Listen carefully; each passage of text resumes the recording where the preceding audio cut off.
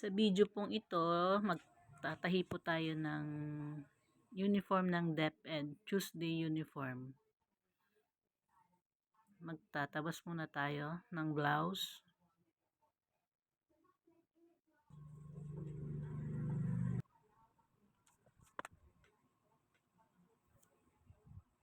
Bali yung teacher na nagpatahi na siya sa akin last month ng tatlong pares. Tatlong pares na uniform, yung Monday, Tuesday, Wednesday. Ito bali pang same kasi ang design ng Tuesday sa Wednesday, kaya isa pa, nagpahabol siya na pa ng isang set.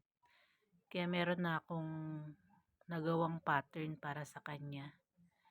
Kaya yan, nilapat ko na lang sa pagtabas. Medyo mabilis na kasi meron na akong nagawang pattern dati. Tapos na tayo magtabas, tatahiin naman natin ngayon.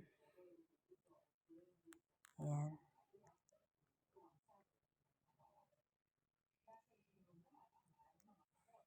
Nagpasingit lang siya sa akin ng isang set. Kaya inuna ko muna yung request niya na tahiin. Kailangan na daw niya yung uniform niya.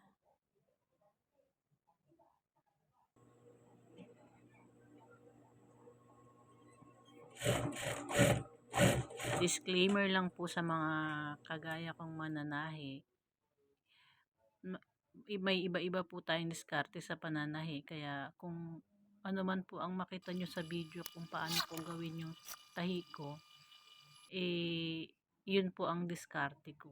Kaya kung mas madali po ang para sa inyo yung sa gawaan ninyo, doon po kayo. Kaya kanya-kanya po tayo ng pamamaraan kung paano makabuo ng isang damit.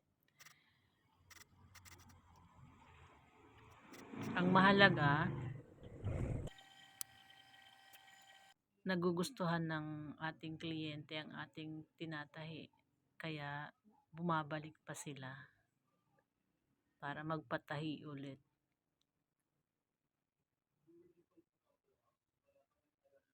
Ayan, matatapos na yan. Malapit na. Meron na siyang bulsa. Buo na siya. Ayan, tapos na ang ating Tuesday uniform. Bukas naman, yung pantalon naman, nakaterno niya, tatahi ang ibibidyo ko. Ayan, thank you for watching.